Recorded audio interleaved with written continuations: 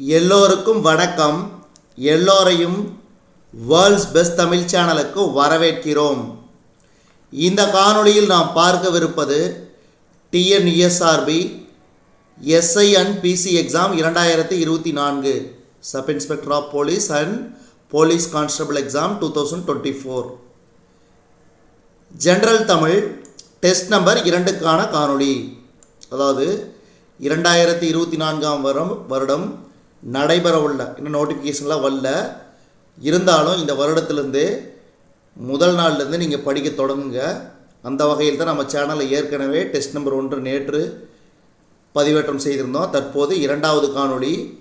யார் யாரெல்லாம் sub inspector of police எக்ஸாமுக்கும் போலீஸ் கான்ஸ்டபிள் எக்ஸாமுக்கும் ப்ரிப்பேர் பண்ணுறீங்களோ அவங்களுக்கு தேவையான ஜென்ரல் தமிழ் வீடியோஸ் தொடர்ந்து பாருங்கள்.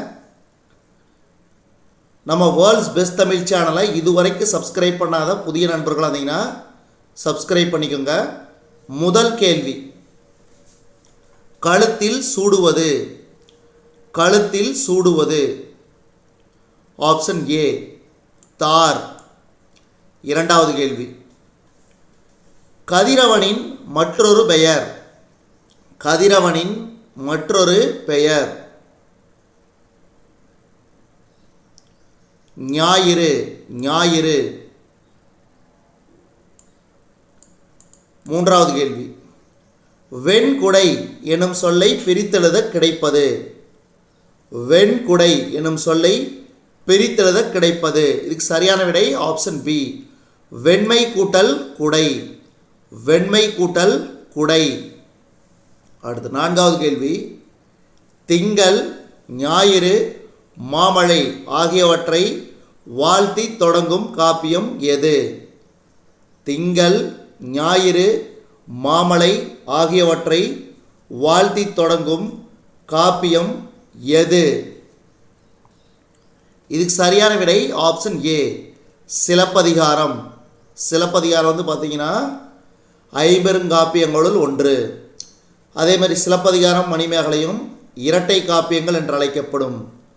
அதே மாதிரி சீவக சிந்தாமணிங்கிறது மணநூல் என்று அழைக்கப்படுகிறது. பாருங்கள், ஒவ்வொரு நூலோட ஆசிரியர்கள். சிலப்பதிகாரத்தை இயற்றியவர் இளங்கோவடிகள், மணிமேகலை இயற்றியவர் சீத்தலை சாத்தனார், அவர் கூலவாணிகன் என்ற சிறப்பு பெயரோடு அழைக்கப்படுபவர். அதே மாதிரி சீவக சிந்தாமணி திருத்தக்க தேவர், குண்டலகேசி தோளாமொழி தேவர். தோளாமொழி தேவர். அப்போ இதெல்லாம் ரொம்ப ரொம்ப முக்கியம்.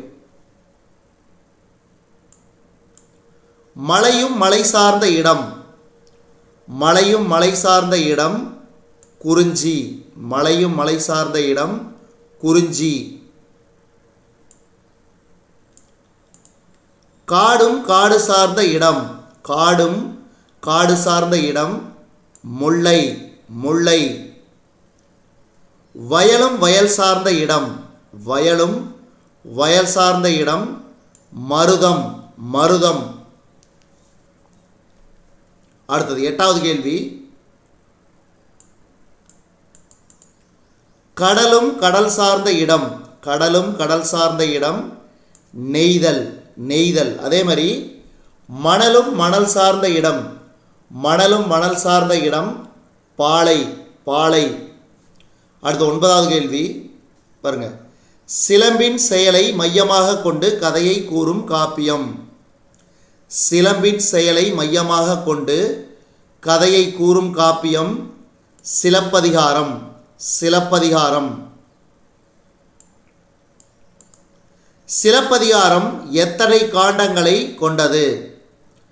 சிலப்பதிகாரம் எத்தனை காண்டங்களை கொண்டது? 3. 3. சிலப்பதிகாரம் எத்தனை காதைகளை கொண்டது? சிலப்பதிகாரம் எத்தனை காதைகளை கொண்டது? 30. அப்போ இதில் காண்டம்ங்கிறது பெரும்பிரிவு. இதெல்லாம் கேட்பாங்க, பெரும்பிரிவு.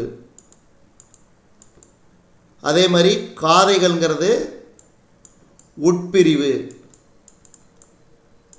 காதைகள்ங்கிறது உட்பிரிவு. இந்த மாதிரி சில கேள்விகள் டிஃப்ரெண்ட்டாக கேட்பாங்க, ஞாபகம் வச்சுக்கோங்க. வித்தியாச முறையில் கேட்பாங்க. சில கேள்வி அப்படியே ஸ்ட்ரெயிட் ஃபார்வர்டாக நேரடியாக கேட்டுருவாங்க. சில கேள்வி வந்து மறைமுகமாக கேட்பாங்க. அடுத்து 12வது கேள்வி, சிலப்பதிகார காப்பியத்தின் பிரிவான 3 காண்டங்கள் என்னென்ன? புகார் காண்டம், மதுரை காண்டம், வஞ்சி காண்டம். அதில் புகார் காண்டம் வந்து எத்தனை காதைகளை உடையது? புகார் காண்டம் எத்தனை காதைகளை உடையது?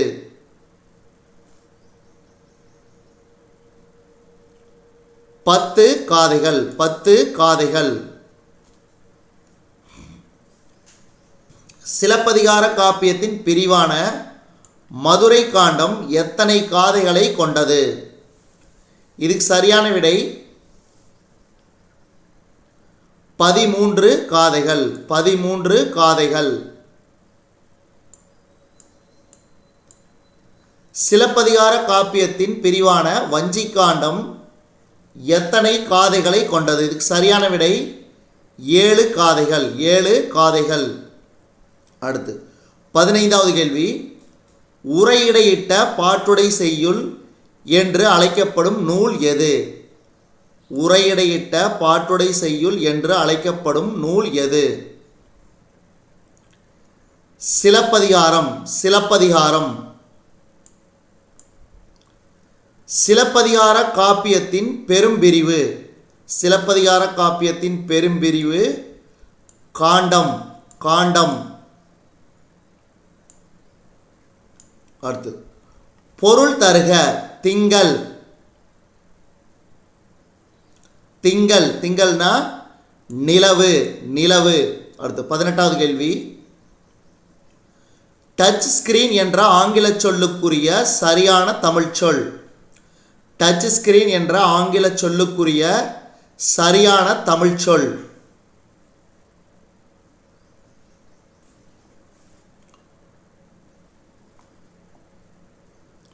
தொடுதிரை. தொடுதிரை. அடுத்து கிணறு என்பதை குறிக்கும் சொல். கிணறு என்பதை குறிக்கும் சொல் கேணி. கேணி. அடுத்து சித்தம் என்பதன் பொருள். சித்தம் என்பதன் பொருள் உள்ளம். உள்ளம். சிட்டுக்குருவி வாழ முடியாத பகுதி. சிட்டுக்குருவி வாழ முடியாத பகுதி துருவப்பகுதி. துருவப்பகுதி. அடுத்து மிக நீண்ட தொலைவு பறக்கும் பறவை. மிக நீண்ட தொலைவு பறக்கும் பறவை ஆர்டிக் ஆலா. ஆர்டிக் ஆலா. பறவைகள் வலசை போவதை பற்றி பாடிய தமிழ் புலவர். பறவைகள் வலசை போதலை பற்றி பாடிய புலவர் சத்திமுத்த புலவர். சத்திமுத்த புலவர். அடுத்தது பறவைகள் இடம்பெயர்வதற்கு டேஸ் என்று பெயர். பறவைகள் இடம்பெயர்வதற்கு டேஸ் என்று பெயர் வலசை போதல். வலசை போதல் அதாவது ஒரு இடத்திலிருந்து மற்றொரு இடத்திற்கு பறவைகள் போகிறத இடம்பெயர்தல். அது வந்து வலசை போதல் என்று அழைக்கப்படும். அடுத்தது இந்தியாவின் பறவை மனிதர் யார்? இந்தியாவின் பறவை மனிதர் யார்? இதுக்கு சரியான விடை சலீம் அலி. டாக்டர் சலீம் அலி. அதனால தான் சலீம் அலி நேஷ்னல் பார்க் வந்து ஜம்மு அண்ட் காஷ்மீரில் இருக்குது. அதனால் வந்து ஞாபகம் வச்சுக்க, இந்தியாவின் பறவை மனிதர் டாக்டர் சலீம் அலி. இதுவரைக்கும் நம்ம இந்த காணொலி வாயிலாக பார்த்தது TNUSRB SI and PC exam 2024 general Tamil test number 2க்கான காணொளி. இந்த காணொளி உங்களுக்கு பிடிச்சிருந்துச்சுன்னா லைக் பண்ணுங்கள், கமெண்ட் பண்ணுங்கள். மறக்காமல் இந்த காணொளியை உங்கள் நண்பர்களுக்கும் மற்றவர்களுக்கும் ஷேர் பண்ணுங்கள். அதே மாதிரி இதுவரைக்கும் நம்ம வேர்ல்ட்ஸ் பெஸ்ட் தமிழ் சேனலை சப்ஸ்கிரைப் பண்ணாத புதிய நண்பர்களாக இருந்தீங்கன்னா மறக்காமல் சப்ஸ்கிரைப் பண்ணிவிட்டு காணொளிகளை பாருங்கள். மேலும் புதிய காணொளிகளுக்கு நம்ம வேர்ல்ட்ஸ் பெஸ்ட் தமிழ் சேனலோடு இணைந்தே இருங்கள். தொடர்ந்து நம்ம வேர்ல்ட்ஸ் பெஸ்ட் தமிழ் சேனலுக்கு சப்போர்ட் பண்ணுங்க. நன்றி.